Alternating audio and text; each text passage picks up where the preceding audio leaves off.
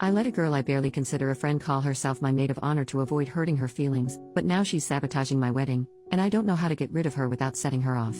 Some background info about this girl: let's call her Jess, 26F. At this point in her life, she's kind of a hot mess.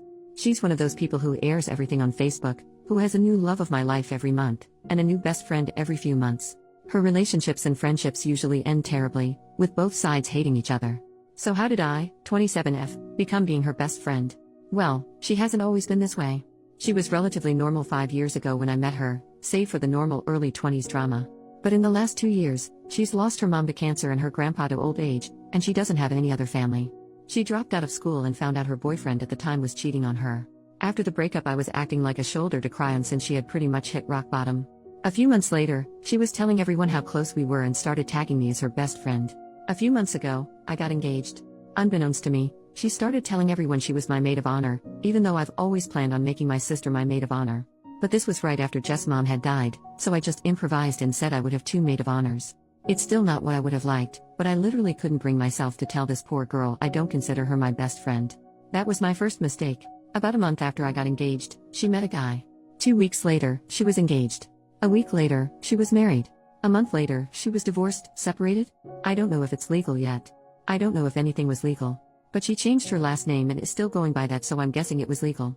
Ever since the divorce, my own wedding planning has become unbearable. She is constantly telling me how marriage doesn't work, love can't save things, etc., etc. And criticizes how much I'm spending on my wedding when she had hers for a few hundred. Vegas wedding. It's gotten to the point where she's rude to the vendors I'm meeting with, but she gets really upset when I don't take her to meetings since she's the maid of honor. So I'm at the point where I just want to cut her out of the wedding, like I should have done in the first place.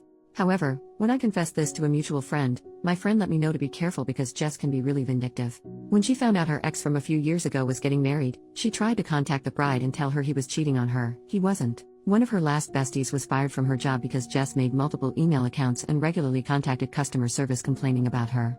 And since she knows so much info about my wedding already, I'm really terrified that she'll somehow try to sabotage it. So basically, I don't know what to do at this point. I feel like this wedding is getting away from me, but I also don't know if it'd be less painful to keep her a part of it, because it would save me all drama. I don't know what she's capable of, so I'm really worried that she'll somehow make everything harder for me if I don't just grin and bear it. Help. Update. 3 months later, guys. This went full-blown crazy. Before I could have a conversation with Jess, she confronted me about it.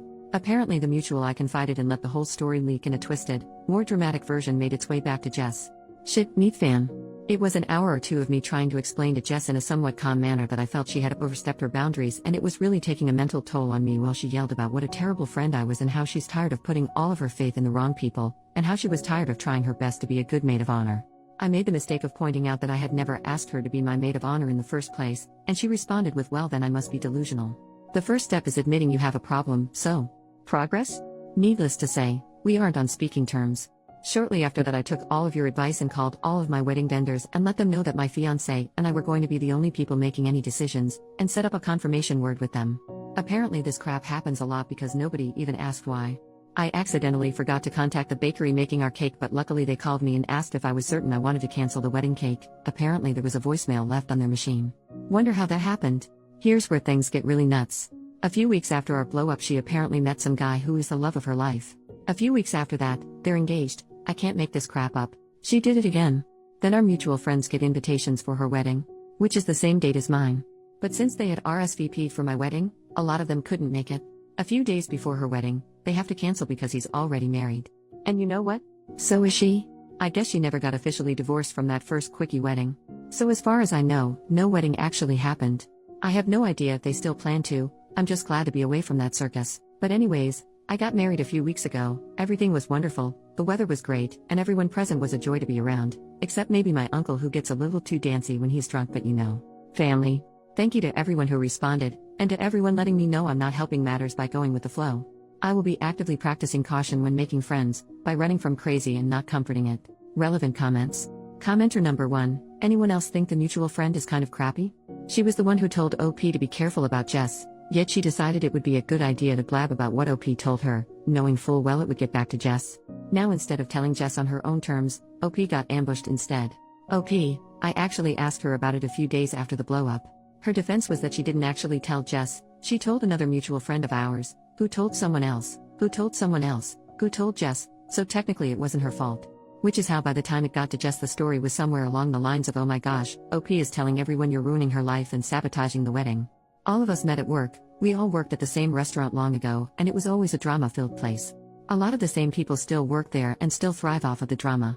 I'm thinking it's time for me to move on from that specific crowd. Cliques are fun in middle school. In your 20s, not so much. Commenter number 2, you said I will be actively practicing caution when making friends, by running from crazy and not comforting it. I'd like to nominate the first candidate for your new policy, the mutual friend who somehow let the story leak and repeated to Jess a twisted, more dramatic version of what you had confided in her. OP, I've decided to distance myself from that crowd and all.